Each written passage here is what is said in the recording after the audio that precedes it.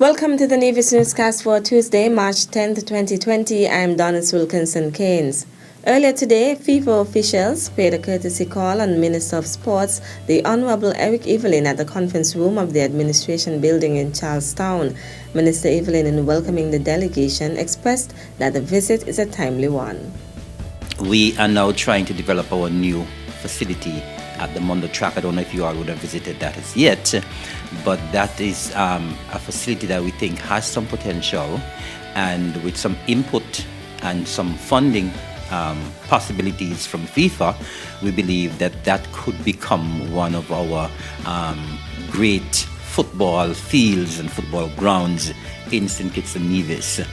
And so we are delighted that you're here to look at what we have, and we look forward to the input from FIFA, whatever we can do in terms of technical assistance, whatever you can give.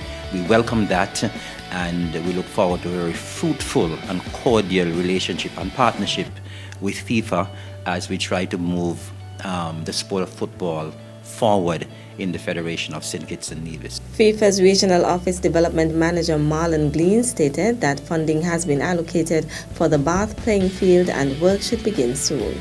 They want to upgrade at least one field here, at least one field. I'm sure they can do more probably. I think it's the Bath field that they like to upgrade, probably put in some lights, do some work on the bleachers, on the seating. So it's something that they're keen on doing. So I'm sure they'll be requesting funding from us very soon to start work on that facility. With regards to your new stadium, it's something that you can have a discussion with them to see as to if they can make further contributions towards that. But again, any sort of funding requests comes from the association. Glean also spoke briefly about a new project called FIFA Forward, which began in 2016. We're now into a second phase of the FIFA Forward program, and we've allocated quite a bit of funding for infrastructure projects in every country in the world. As you're aware that the St. Kitts and Nevis Football Association started a technical center about 5 or 6 years ago. It's incomplete.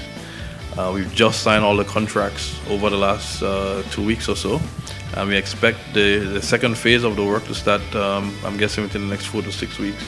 We're just waiting on the company to gather whatever stuff they need to gather and be down in St. Kitts to start working. We'll do a new artificial turf field there, and also lighting, and then we're going to go on to do bleachers and probably bathroom facility, etc., so that they can play up to international matches there. Also part of the FIFA delegation was project coordinator for FIFA's regional office in Barbados, Malika Church. Office manager of the St. Kitts and Nevis Football Association, Dexter Terrell, was also present. Permanent Secretary in the Ministry of Social Development, Keith Glasgow, Assistant Permanent Secretary, D. Michelle Liebert, as well as Director of Sports, Jamia Claxton, were also present and held discussions with the delegates. The general public is invited to a symposium on the novel coronavirus, COVID-19, which will be hosted by the Ministry of Health and Gender Affairs on Wednesday, March 11th. The aim is to update the population on what they need to know about this new virus and to hear from the technical team and partners involved in the response. The symposium will cover the Global Situation Report, preparedness, including the national response, as well as infection control and preparations, and prevention of the spread of the disease. A question and answer segment will follow. The first session will take place at 9:15 a.m. at the Nevis Performing Arts Center. 2 similar sessions will follow at 1:15 and 4:15 p.m. In an effort to continue to fortify ports on the island from the 2019 novel coronavirus, the Nevis Air and Seaports Authority NASPA, in conjunction with the Nevis divisions of the St. Kitts and Nevis Customs and Excise Department and the St. Kitts and Nevis Immigration Department, has implemented a series of initiatives to prevent and combat the possible spreading of the COVID-19 infection. Michael Manners, Operations Manager at the Vance W. Amory International Airport, says a nurse is now stationed at the airport to monitor each international flight and provide passengers with proper health screenings. All international passengers arriving via the Charleston Seaport and the Vance W. Amory International Airport are subjected to medical screening by officials of the Ministry of Health. The first phase will include a visual screening of all passengers, which include checking for symptoms of the virus and other medical checks. The second phase will include a series of questions to get a thorough travel history from passengers to ensure transparency and accuracy. A series of hand sanitizing stations have been installed in strategic high-traffic places around all ports of the island, and educational sessions with increased training for all agencies, which include the Immigration and Customs Departments, airport security, and airline agents, have been increased. These training sessions have contributed to the participants' knowledge of the virus and how to implement proper care, Manners explained. The operations manager stated that NASPA has also provided key personnel at all ports with a safety training kit, which includes gloves, masks, disinfectants, and other cleaning agents. NASPA has also increased the security measures at all ports to ensure compliance from and transparency for international passengers. Still to come, the Public Works Department to inspect all government buildings as part of its maintenance program for 2020. The details after this break. Coronaviruses are a large family of viruses that cause illness ranging from the common cold to more severe diseases such as Middle East Respiratory Syndrome MERS-CoV and severe acute respiratory syndrome SARS-CoV. The 2019 novel coronavirus 2019 nCoV is a new strain that has not been previously identified in humans. Coronaviruses are zoonotic, meaning they are transmitted from animals to humans. Detailed investigations found that SARS-CoV was transmitted from civet cats to humans and MERS-CoV from dromedary camels to humans. Several known coronaviruses are circulating in animals that have not yet infected humans.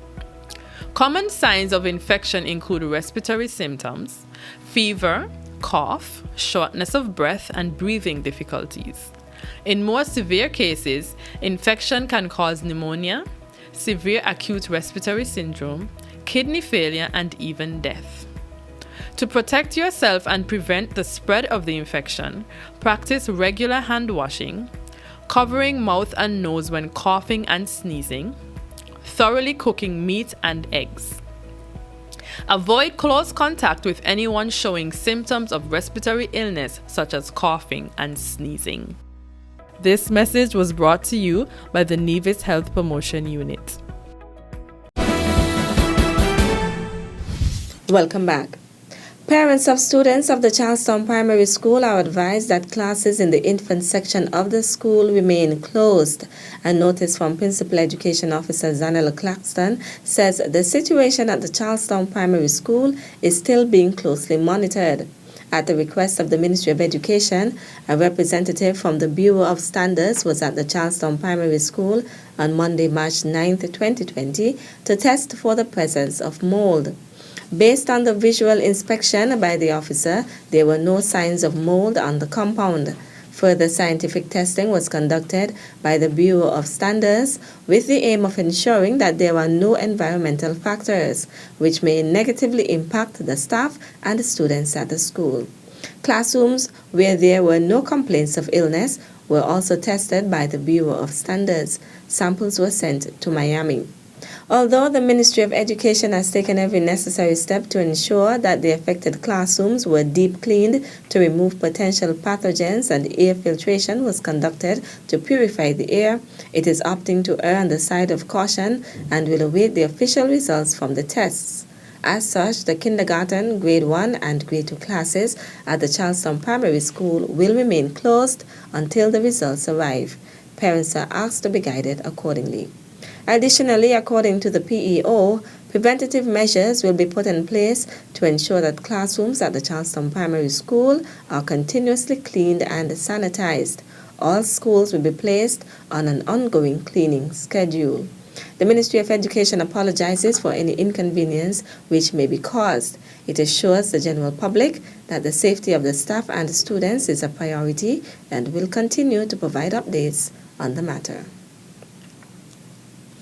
Meantime, the Public Works Department will be inspecting all government buildings as part of its maintenance program for 2020.